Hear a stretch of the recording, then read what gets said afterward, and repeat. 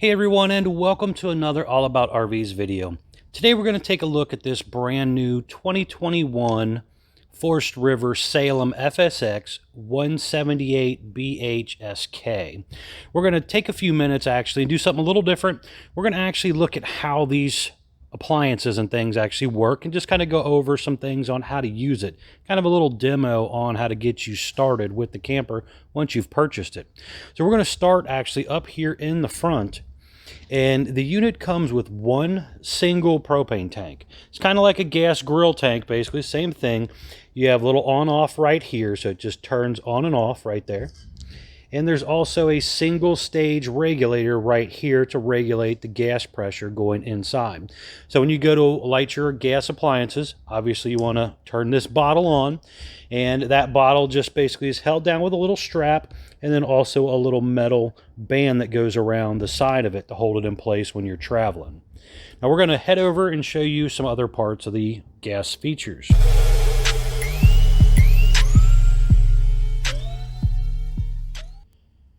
All right, guys, here we are looking at the gas water heater of the 178 BHSK and also the BHSKX. There's basically a fiberglass and metal version of the same model. Now, on this, again, it is 6-gallon gas. There are some instructions here on how to actually use the water heater so you can see that. Over here on the side is a model number, serial number sticker. Right here is the drain plug for the water heater. You need to drain that out in the wintertime, or if you're going to store it for a while, it's best to drain it so you don't end up with that rotten egg smell of stagnated water. Up here is your pressure relief valve to relieve the water pressure. Relieve this pressure before you actually pull the drain plug so it don't shoot out all over you, especially if it's hot. That's really important. Over here is the gas valve, and this basically just allows the propane to flow through into the burner of the gas chamber. And up here's a little reset diode for the gas section, little temperature sensor. There's some really nice videos on actual water heaters and stuff by these manufacturers as well.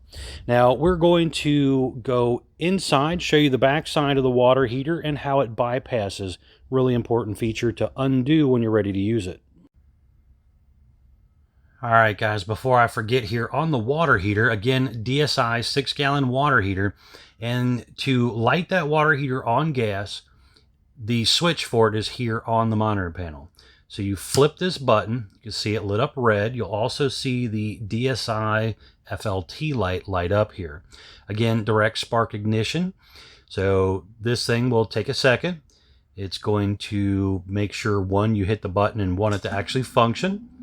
That light goes out, a spark happens, and then basically the water heater lights. If for some reason the water heater does not light, this little red light will light back up again, telling you that it failed to light. It will try normally one more time, and if it still doesn't light because you're out of propane or too much air in the lines or whatever, it will kick back on. And then you got to turn it off, wait a few seconds, and turn it back on. Now, just to kind of get you an idea here what it actually looks like, it already fired up for us, and there it is doing its thing.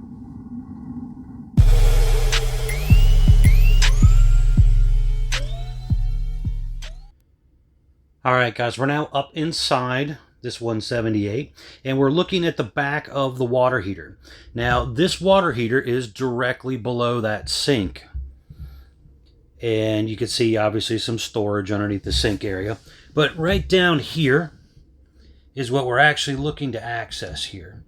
So underneath of here, you can see on the left-hand side, there is the freshwater tank fill hose. That is this hose right here coming in and going down.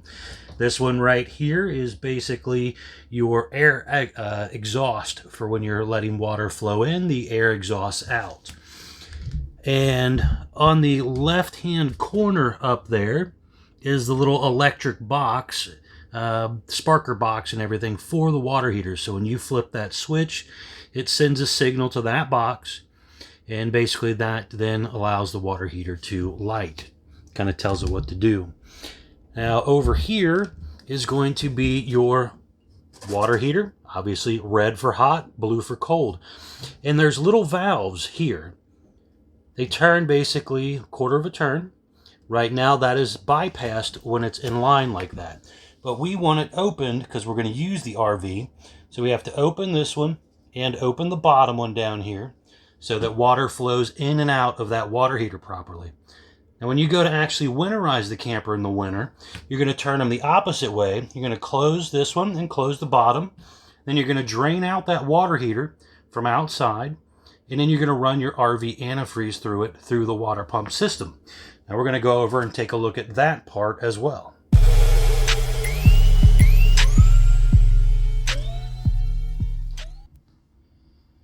Okay, so now we're looking over here at the water pump section, directly below the refrigerator to the right of the electric box. Now right here you can see back in here your water pump. And basically the water pump has a little strainer on it right here. And you can unscrew that to kind of clean it out from time to time. But also, if you haven't used it, or once you've kind of winterized it, sometimes that air locks, and you can twist that loose to kind of help bleed out any air. That's a pretty common problem when people haven't used it for a while and it's went dry. Now, this also has a little winterizing hose. You'll see this hose here and another little valve right here. You stick this hose in your jug of antifreeze, turn your valve, bypass your water heater, turn on your water pump, and pump antifreeze through the system, RV antifreeze, so that you can push all the water out and basically winterize your camper for the winter so it doesn't freeze up. Now in the summertime, you're going to want to do the opposite. You're going to actually want to shut off this hose, this antifreeze hose, by flipping that little valve up there. That will allow the water pump to then suck water out of the holding tank instead of through that hose. So in the summertime, when you go to use it, you're going to want to hook to your city water, turn on that water, push all that antifreeze out of the system.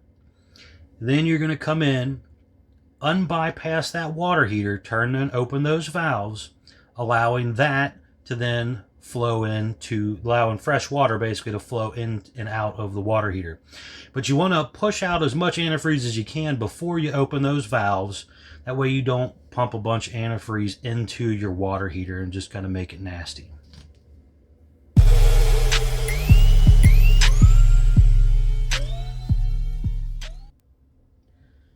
Okay, now one other thing I want to mention before I forget about it is underneath the bathroom sink, there is a little black check valve. You can kind of see that up inside there. And that is for your black tank flush. That little check valve right there will hold a little bit of water. So you do have to make sure you pump antifreeze through your black tank flush to winterize that. And basically that allows for the stoppage of fumes and things like that when you do pump water through and have sewage fumes kind of coming back out.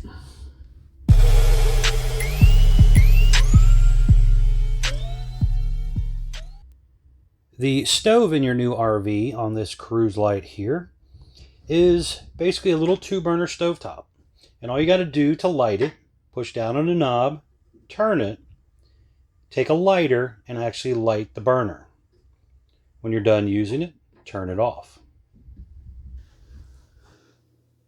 Okay, so in the process of shooting this video, the new version has actually come in. And you can see here the stove top has actually changed up. So now it actually recesses down. So the first part was the early 21 version. Now we're into the new 2021 and a half version. So you have the light up knobs, turn on and off by a button over there. It has a flip down glass lid now that just folds right on over. And also another little thing that they changed up a little bit is when you turn the knob, you can push in on it and it has its own built-in sparker to light it up. So pretty cool.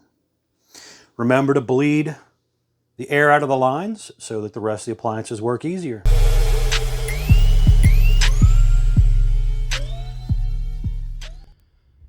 Okay, here in the back area of the RV next to the bathroom door is your furnace control. So you have a gas Suburban furnace, and this one's pretty simple. Basically kind of just tells you your temperature in here. It's an old style thermostat. But you have basically an off switch and a warmer switch. So when you flip this on, the gas furnace automatically starts up, which is located right down here. And this kind of does its thing. Now this will automatically light all by itself. You'll hear a little click, a little spark, and it starts to do a little roar, and then it starts heating up. So pretty simple little system for your gas furnace. And it blows straight out of there. So there's just one little area that it blows out. But again, it's a small coach, so it doesn't really need a big, large furnace like some of the other RVs that we show on our channel here.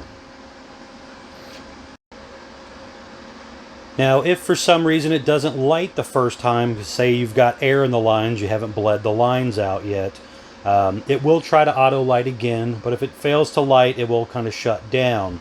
So one thing you might do before you even first try to turn anything on, you might come over to your stove and try and fire up your stove basically by just turning it on. You do have to have a gas lighter to light your burners.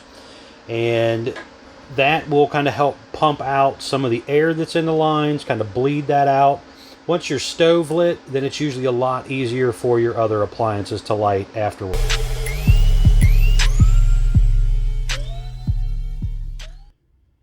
Now the next appliance we're going to take a look at here is your gas and electric refrigerator. This refrigerator that they're currently using is a 6.3 cubic foot refrigerator, and this is by Norcold. And basically I flip this button for off or on or gas. So it's pretty simple. Right now I have it in auto. We are plugged into electricity, so it's going to automatically work on electricity. If the power goes out, and as long as my battery is charged up, it will automatically switch over to propane. So 1, your propane has to be on.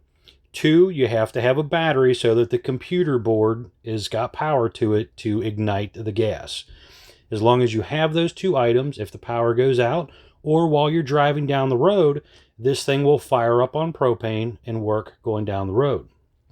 Now, if you are plugged into electricity, but you might be real limited on electricity, your amperage and stuff, and you just want to make it work on gas, you can take this button, flip it over to gas. You see the little orange light lit up. Now this thing's going to automatically start sparking and light itself on propane. If for some reason it fails to light, the button will start flashing at you. The little orange light will. You have a temperature control right here. Basically, by sliding the dial, you can also help adjust the temperature. You have nice handles on the Norcold. I like these a lot better than the Dometic, actually.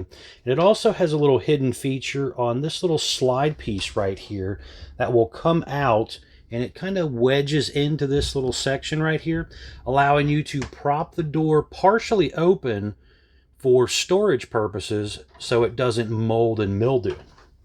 Now, inside your refrigerator, there is some informational stickers here. So it's going to have your model number, your product number, your serial number, all that stuff right here.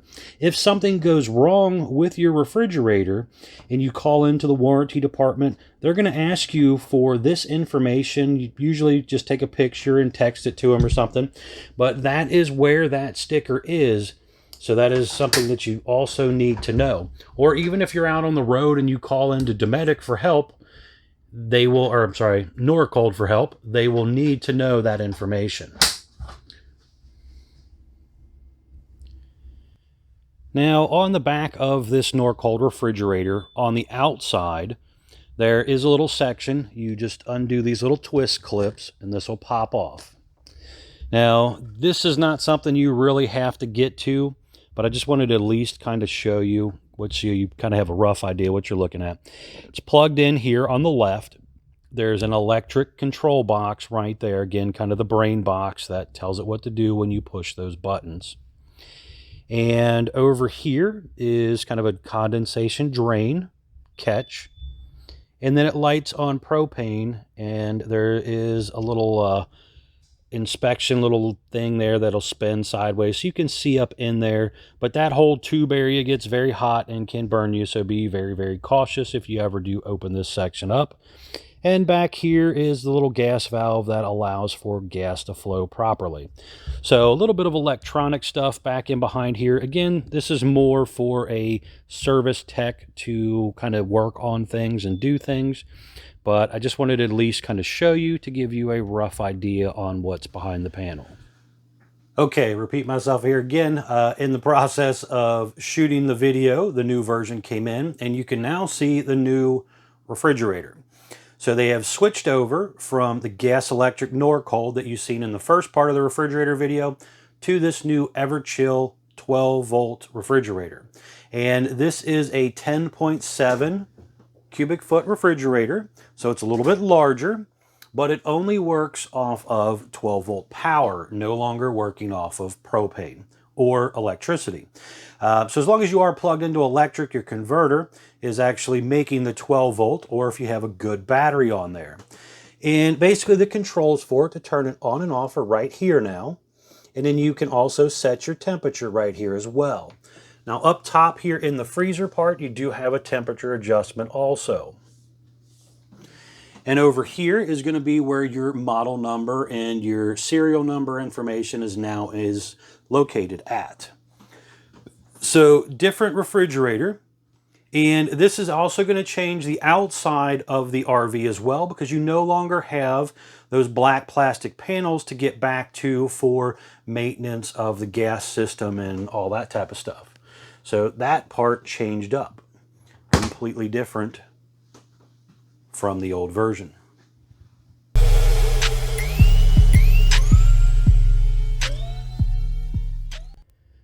Over here on the side of the cabinet is your propane leak detector. Now this is hardwired into the system, so this is always working. It's always drawing power from your battery. So it is a good idea to disconnect the battery on the RV when storing it, or pull the fuse out from this feature here. But I would definitely recommend disconnecting the battery instead.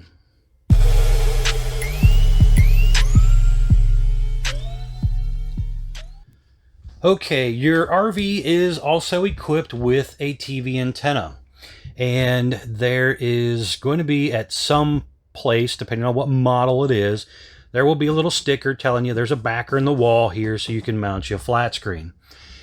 Now up here, you obviously have your electric outlet for your TV, you have satellite inlet and cable inlet, and you also have a little booster button right here to make the antenna kind of amplified.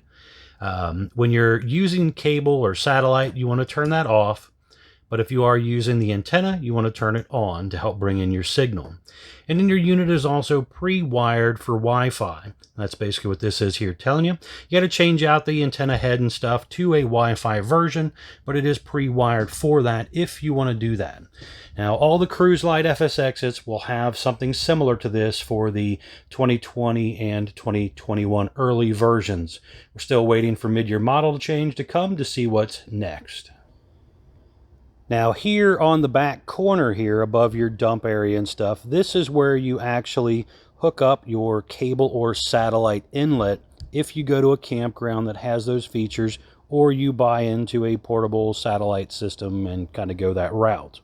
But it's right here on the back to hook up to that.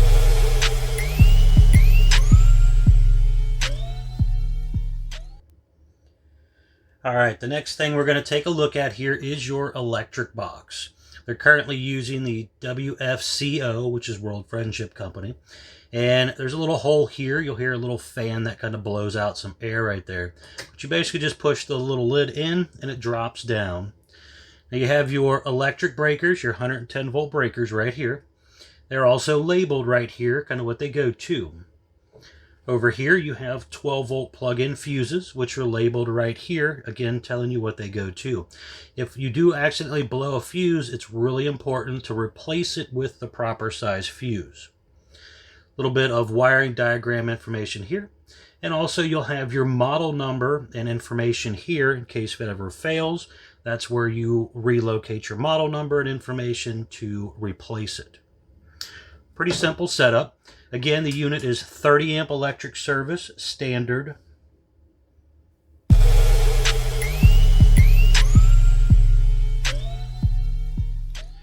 All right, the next piece of equipment we're going to take a look at is going to be your air conditioning system on the FSX. They are currently using a Coleman brand air conditioner, and this is a 13.5 BTU air. Now on the air conditioner, you're going to see there's a little feature right here where you can flip this up. You can kind of see the little vent close inside there. But you can direct this a little bit to reduce the air coming out of one side and push more air the other direction, or shut one off totally. On the sides right here, you also have intake air filters, and these pop down and have little washable filters you can clean. Now you're going to have your little thermostat here to kind of control the temperature of it. It's kind of like a blue and red little guideline for you, and then right here's how you're kind of rotating it around. Now over here, this knob is your high and low cool or high and low fan button. So when you first turn this, you go into fan mode. So we're low fan, cool, cool high. So by rotating this knob, you're changing what your air conditioner is doing. And again, it just blows straight out right here and on the other side as well. So pretty simple little feature. Now the air conditioners in RVs are strictly electricity. They do not work off any type of gas or 12 volt power or anything like that. They are 110 volt electricity only.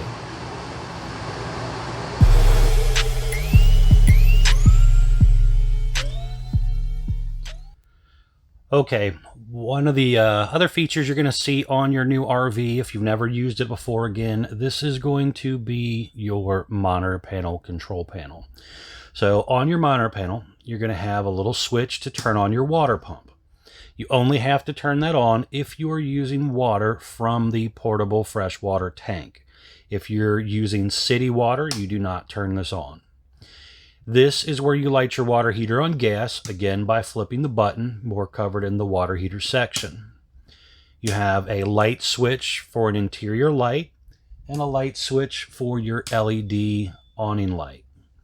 You're going to have your awning in and out button as well, and then you also have your slide out in and out button.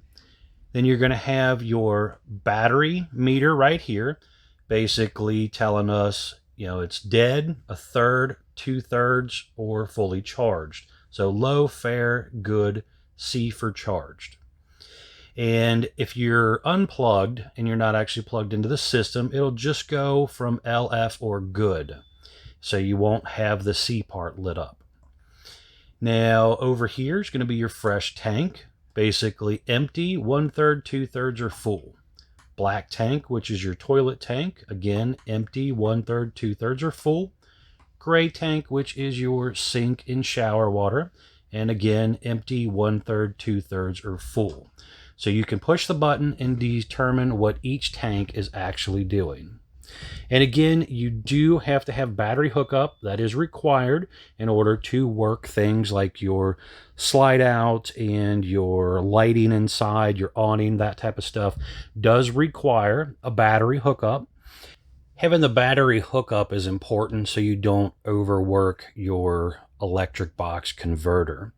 And if you're not plugged into electricity, you have to have that in order for the power system to actually work. If you are actually plugged into electric, the converter on the camper does kind of take over and powers all your 12 volt system, but having that extra strength from a good charged battery is pretty important and just kind of helps keep that converter from having to overwork itself.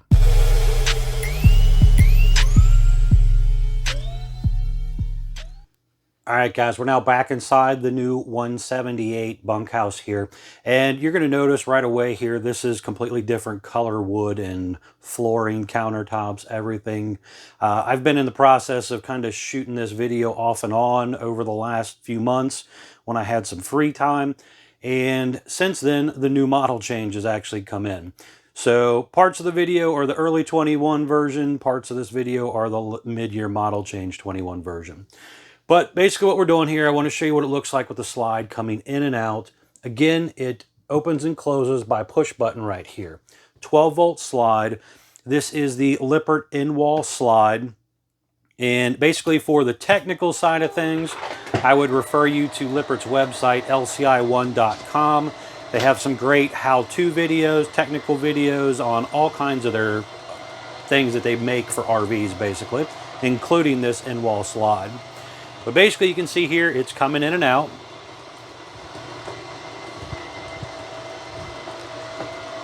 And you can kind of see the track system here that it rolls in and out on. There's also one at the bottom down there as well. So you have 4 tracks, a motor on each side. You can see here your sweeper gaskets and your bulb seals.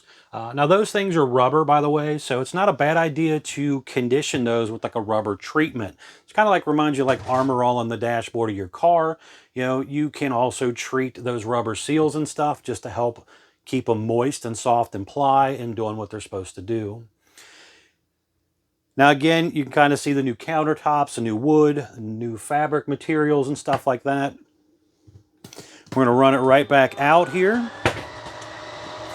And it just goes straight in, straight out. Again, 12-volt motor, guys, so as long as you have a good solid battery, the thing runs in and out really easy. And also, you could have seen while I had it closed up there, you could still walk back there and load things into like your refrigerator and stuff as well. So if you're stopping at a rest area or something, you could still use most of the RV. All right, on to the next chapter.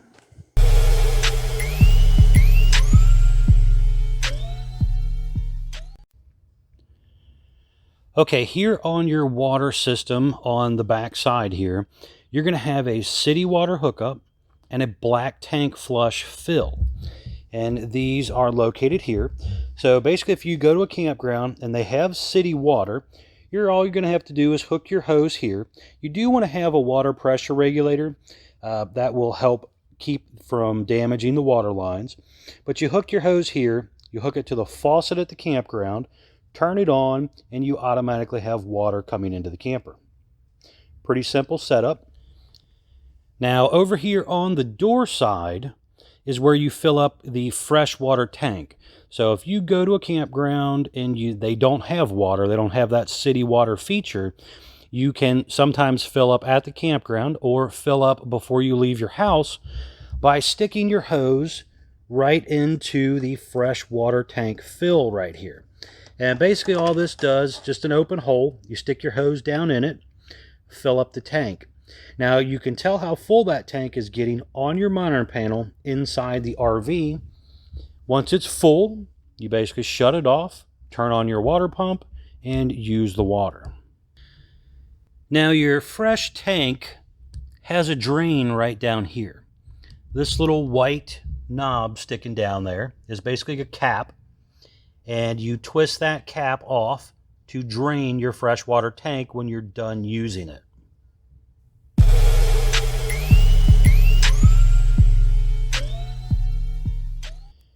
Now down here on the back of the RV again is your waste system, your gray tank and your black tank dump, along with the black tank flush.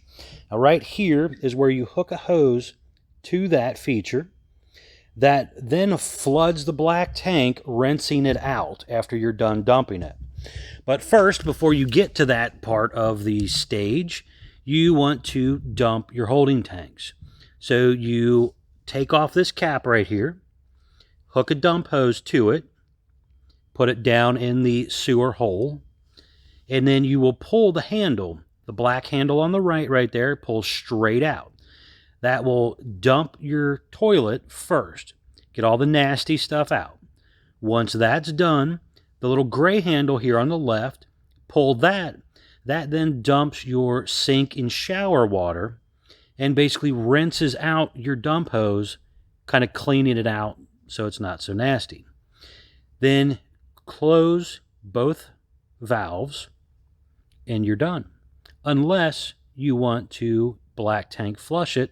And in that case, you would just close your gray, leave your black opened, hook your hose to that black tank flush feature there, flood that tank, rinsing it out.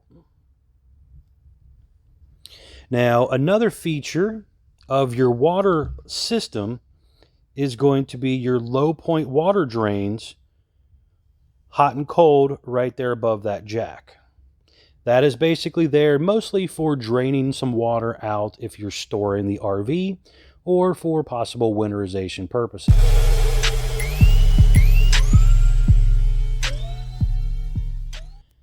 Now, another important thing to check before each trip that you go out is going to be your lug nut torque along with your tire pressure. This is really important to do, especially on a single axle. But basically, it kind of tells you here again, a little warning sticker. You want to check these lug nuts, make sure they're at your proper torque settings. Also, you can see there's a little rubber plug that pops out there, so you could grease your hubs and stuff as well if you needed to. Now, your tire pressure is on the side of the tire, or it is also on the tire sticker on the driver's side corner to kind of give you another friendly reminder to check your tire pressure before each trip.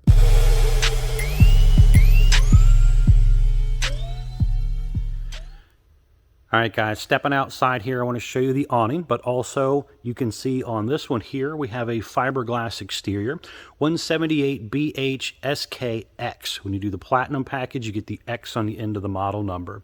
So nice fiberglass optional upgrade there. But back to the awning, what we stepped out here for, power awning, LED light strip built in. The arms can be tilted for water runoff and stuff.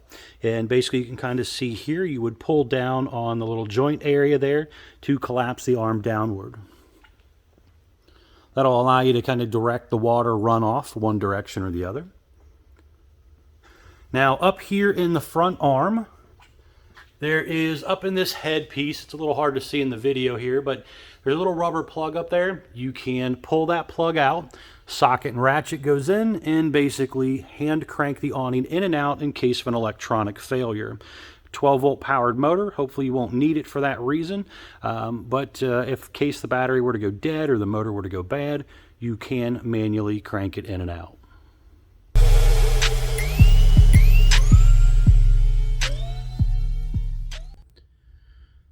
Okay guys, I wanted to take a second here, show you the roof of what your cruise light is most likely going to look like.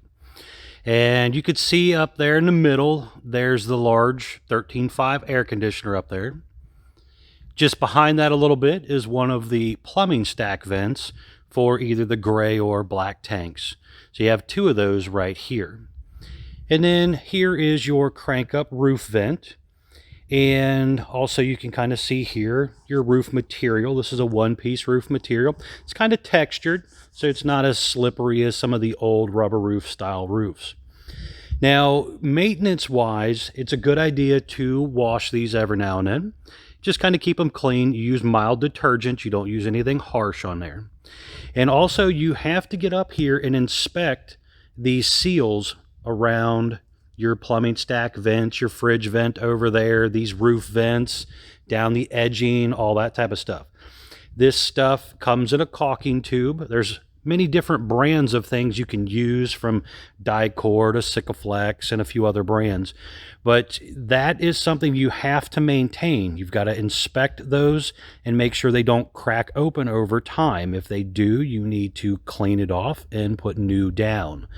The roof material lasts a long time, but if you don't keep up with those seams and seals, your RV will leak and wind up getting ruined. Also going down the edging, like you can see here, your gutter and stuff like that. Kind of see here what the gutter little ends look like and stuff. But basically there is even sealer that runs down the whole length, trying to keep, as the water runs over, they want it to go into the gutter and not in behind that. So you've got to make sure that looks okay as well. Up here, even around like your little running lights and stuff, there is silicone up here on that part. And you got to make sure that that stays good. If you're not keeping up with that type of stuff, it will go bad and again ruin your RV. Your slide out roof and stuff is also going to have similar things. They currently use the tape version on there. So you can replace that, or if you prefer, you could use this type of material over here. But this, again, stuff that you do need to maintain and keep up with. Very, very important for the life of your RV.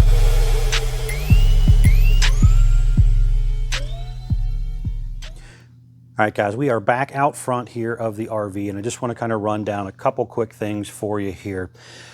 First things up, we have a 2 5/16 hitch ball coupler to lock it down on. You have a manual tongue jack. You could opt in for a power tongue jack aftermarket if you wanted to. Talk with your sales guys about that. Over here, you can see you have your heavy-duty safety chains there. Also, you got your 7-way Bargman wiring plug right there. Now that runs your running lights, turn signals, also will feed power back to the brakes. The camper has brakes, drum brakes, but you have to have a brake controller in your tow vehicle to control those brakes, so very important. Also, you can see your breakaway cable hanging down here as well. So if the vehicle trailer was to come uncoupled from the vehicle and even the safety chains failed, that cable is supposed to get yanked out and act as an emergency brake to lock the brakes up on the RV. Now, it has to have a good battery in order for that to work properly. So very important to make sure your battery is up to date and working and everything like that when you're traveling. Also, you can see there the Blue Ox Sway Pro bracket for the bars and stuff there. Down here on the ground, you got the big headpiece with the ball and everything on it, the load leveling sway bars, and all that stuff you're seeing down there. Now, that is an option that this customer chose to go with. There's a lot of different hitch brands out there, Blue Ox being one of the most popular, and they do stock that at Couch's RV Nation. So that is one they will most likely recommend to you. But there's other brands as well. They even stock a couple other brands. I think they got the E2s and E4s and a few other things. But you'll see more of the Blue Ox Sway Pros getting installed there, it seems like, because it's been a pretty popular hitch for them. I hope that kind of gives you a basic idea here of what the hookup and stuff is in the front section.